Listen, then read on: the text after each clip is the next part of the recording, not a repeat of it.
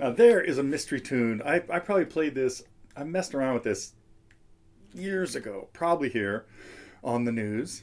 By the way, it's Friday, October 23rd. I hope to get this in. Things got delayed here this week. Major road construction going on. Yesterday, it felt like earthquakes for about 2 hours while this big machine is pounding down new asphalt in our house. We live on a corner. So they're doing one street that takes like 2 or 3 days, and then they're doing another street that takes 2 or 3 days. And so if I cut this short because of what is going to sound and feel like an earthquake, you'll just have to understand. But so I'm going to try to squeeze through some quick stuff I want to talk about. That tune, though, the first thing I want to talk about is there was a great post, a recommend a lesson list came from Randy, I believe it was, with a ton of great suggestions, almost all of which I have considered, at least some by the bands he brought up. So some great bands. This tune here, he asked about some Porcupine Tree songs. That's one. That was not one he asked about, but it is one that I have thought about doing a lesson on. So, yeah, Porcupine Tree. Pretty amazing. Steven Wilson, I have a lot of his he basically remastered, yeah, I guess you would call them remixed, a lot of classic progressive rock albums, Gentle Giant albums, Yes albums, and really gave them, sometimes it's barely noticeable, but again, we're listening to stuff that was done back in the 70s. So anyway, Steven Wilson is kind of the creative genius behind Porcupine Tree and a lot of really cool songs. That one was from their album called Deadwing, called Arriving Somewhere But Not Here. So I might get to that.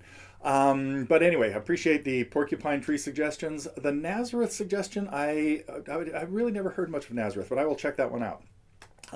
Then we had like two of my all-time favorites, Jethro Tull, and the first song you mentioned, Saucity, is another one that I have come really close to pulling the plug on, or maybe plugging in would be a better description, because it'd be a great tune. But then you really hit hard with the Al Stewart ones, because what you had in some of those Al ones were, some of them were songs I have played with Al. This, let me get it in my head.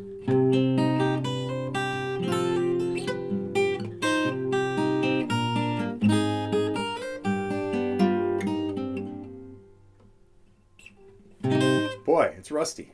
I should have figured this out, huh? Okay, I got it. It was a C chord, not an E chord.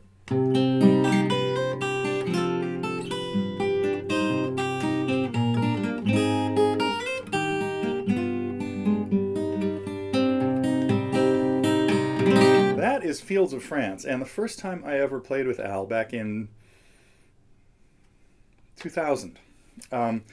And I really hadn't met him. I only spoke to him once a couple of days before the show. And I said, hey, there's a few of your songs that I know you never play unless you have a piano player. That's one of them. And I said, I could do a guitar accompaniment on that. And he said, well, send me a tape of it. He was very good. And so I did. And he called me back next time and says, okay, we'll do that at the show. So I must have that recording somewhere. Boy, I haven't listened to it in years. That just accompanying Al, and I think that day I played along with Year of the Cat as well, and probably Night Train to Munich.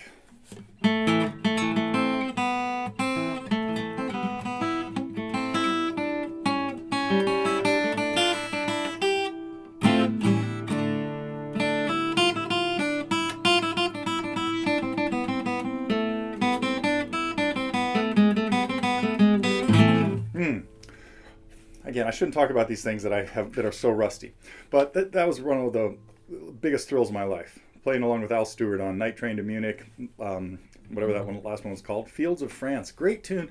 And actually, many of the suggestions were from a kind of obscure album of his called Last Days of the Century. Fabulous album. It was the late 80s, I think, probably 1988 or so. And I remember going to Nani and I went to see Al at a casino in Reno. I can't remember what it was called, but his band was playing there. Steve Recker, guitar player who wrote Ghostly Horses of the Plains, a tune that showed up on, not on that album. No, it probably was. Yeah, it was that album. Anyway, okay, all right, rambling on, but yeah, so those there's always room for more Al tunes, and yeah, Fields of France I might have to get to.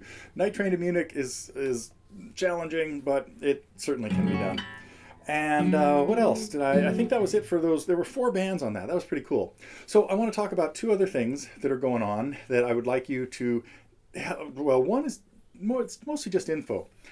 Because I sort of got caught up in, and lessons got delayed this week because of the pounding of the going on out on the street.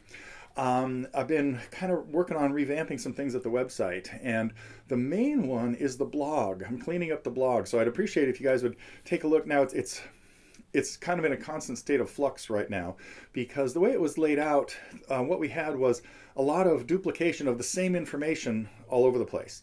So I'm trying to make sure that there's easy access to things like the Guitar League, some of the acoustic snapshots and stuff, other than just all the weekly updates that were scattered all over the page. So anyhow, so check out the blog and give me some feedback as to if there's any suggestions you have, or just comments you might have on how it looks. The other thing that's kind of cool, big news this week is we now have, if you're looking at just like a lessons page or something like that, I'm also trying to reorganize some of the theory lessons to make it easier to find things like guitar geography and things like that. So these are these projects that are happening because the studio is a little bit off limits right now. But in the upper right-hand corner, there's a little thing that looks like a Christmas package. We now have a functional gift card. Or not even a card really, but a way you could give away a package to somebody, but more importantly, a membership of any kind for any length you want. You know, you can get them the silver membership, silver, gold, platinum, or a Koa membership for a while. So if you're thinking of, and this sort of leads me into, it's late October, and if you haven't started playing, I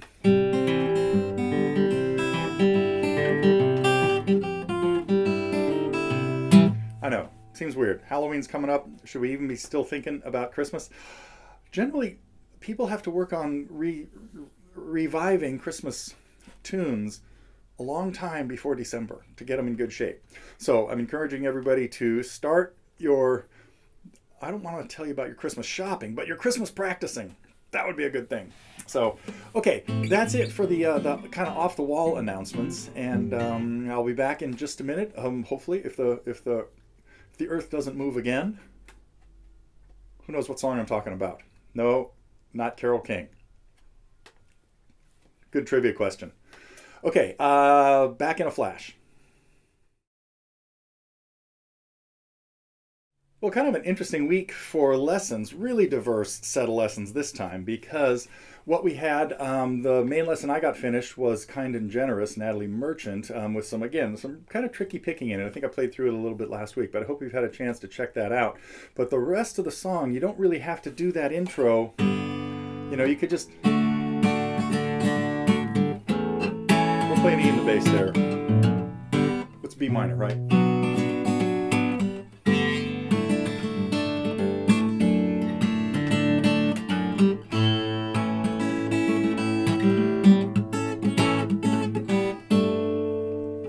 Anyhow, catchy tune. So glad we got to a lesson on that. Vanessa brought us another classical lesson, an Andante by Soar this time, and just great exercise. So I hope some of you are checking that out. And kind of way off the wall, we had a lesson on Caravan by Duke Ellington. And the Duke Ellington, the story on that, this was a song that he wrote in the early 60s and played with a couple of people, you probably know who they are, that didn't play with him very often. It was really just a trio. And a couple of young guys, young pups. You can do the research and figure out who I'm talking about. but sounded like it was a lot of a little bit of tension going on in who was trying to run the show there. And so, but the tune sort of became a jazz standard. We know really fast rhythm, but the melody is not all that quick. So I hope you've had a chance to check that out. And then we continued with the Fretboard Freedom series. We've got about 10 segments in that, and I kind of have to go through each one before we can't just pop them out the way they are right now. So I have to do a little bit of tweaking of them, so to speak, and get them. But this one is on the circle of fifths, and this is something that I hope people have kind of. It's one of those things that a lot of musicians, you hear about it and you think, oh, I'll never get that. It's really just a simple way of keeping track of key signatures. And when I'm sitting here with a student talking about it, we look up at the clock. The 12 hours on a clock are really useful for all kinds of musical visualizations, I guess. I use it to describe the notes of a chord sometimes, like the notes in a diminished seventh chord are like having a note at 12, 3, 6, and 9, which means that any note in there could really be, if I took the one at 3 and moved it to 12 and called it the root, I would still have all the same notes in it.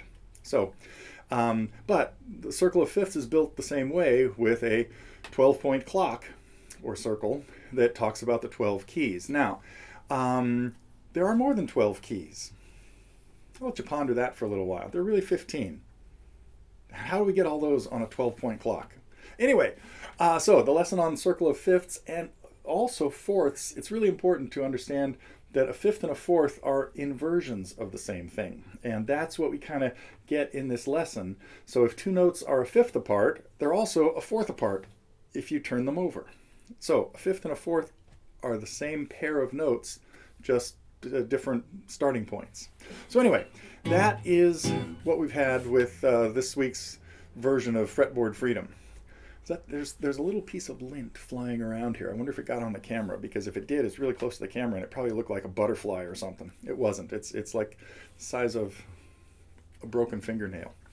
Okay, I'll be back in a minute to talk, well, actually in less than a minute, unless I talk for a minute here now, with a little preview of what to expect next week. Although I may get the lesson I didn't get done, I may get that out over the weekend, because I'm thinking that there will be less, probably the street work will not be happening. So we may still see the song I promised last week, which is Send in the Clowns.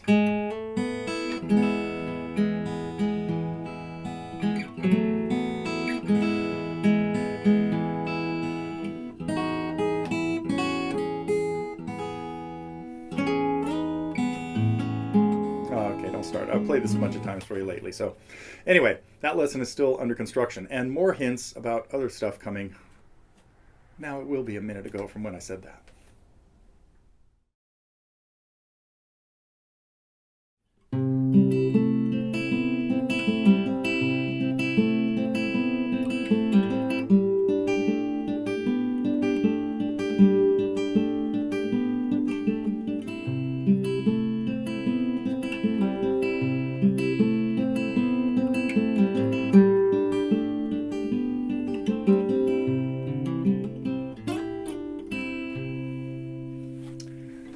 So I got hooked on some other Linda Ronstadt songs lately and realized, we don't have a lot of hers up here. We've got a few, but it's time to get a few more. And was listening to, so that is what I'm working on for next week. But I'm torn between, there are so many different versions. This was, of course, written by Paul Anka. It doesn't matter anymore. And first done by Buddy Holly. And Paul, I'll tell this whole story as I do the lesson. But really interesting story about that. After Buddy died, Paul gave all the future royalties from that song to Buddy's wife. So, which would have amounted to being considerable, especially 15 years later when Linda recorded it, and every record she sold still sent some money off to Buddy Holly's wife. And then 20 years later, Eva Cassidy did it. And then, anyway, a ton of people did it. So I kind of have to make a decision of how many versions I want to put in there. The coolest thing that, what really sparked this was I stumbled into a video of Linda playing that on the guitar and singing it. Not surprising that she's singing it. Had never seen her play the guitar. And then, of course, there's a little feed in there where there's one other video of her from a Dolly Parton TV show strumming and singing So Lonesome I Could Cry. I think so. Anyways, some Hank Williams song with Emmylou Harris in there too. So I'll put links to those videos in there. I'll put that up on the listening post today if I remember. Okay, so that's one of the things I'm working on. I've also had a lot of requests for other instrumentals of mine.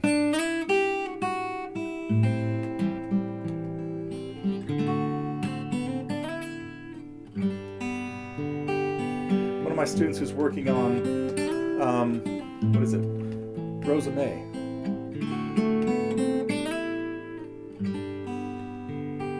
And he said what he liked about Rosa May was that it's not a guitar pyrotechnic song, but it just has it's a simple chord progression with a simple melody, as is that's Papa's guitar. And so I'm toying with the idea of doing that as like kind of my next instrumental. So hopefully you'll see that next week. And then let me think about this.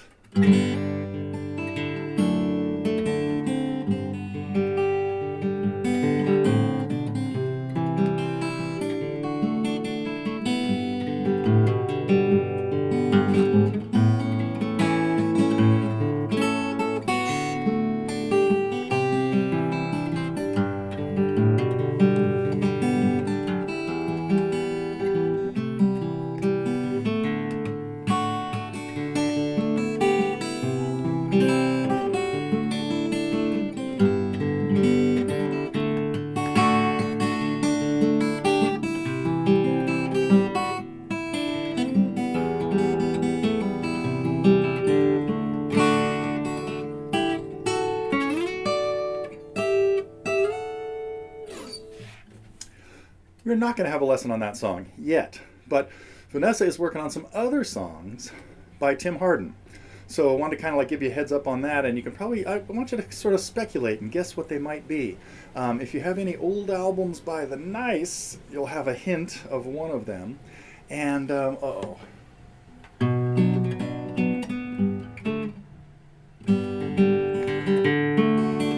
I used to play one of his. I'm going to get on that too. Okay, never mind. I'm not going down that rabbit hole anymore right now. So let's see. Oh, and then of course we'll have quite a few more episodes of Fretboard Freedom. Coming up are some segments on minor scales and minor chords. And so if you've been following our series Fretboard Freedom, stay tuned. There's more coming next week. And I think that's it. Do I have any more Jethro Tull songs to talk about? I can't remember. Saucity is such a cool one, and I'm going to have to go listen to it again to remember what's going on the guitar. I don't think I've ever actually figured out or spent any time trying to figure out what he's doing on the guitar. But Ian Anderson's guitar playing, as you know, I think is some of the best in the world. So, okay, hope everybody has a good week heading into a safe and sane Halloween. I'm not really sure what's going to happen. You know, we are lucky here in California, or at least in Santa Clara County. Things are staying really low in terms of the spread and stuff. But I know that a lot of the rest of the country is really hurting. So thoughts and best wishes go out to everybody that's locked up. As we sort of are anyway, but so it didn't even matter that our street was closed off because nobody ever leaves this house anymore. So, okay, I will be back with more next week. Check out the blog and give me some suggestions. Keep the recommend a lesson list like populating, and gifts for your friends. That's the big news for this week. See ya.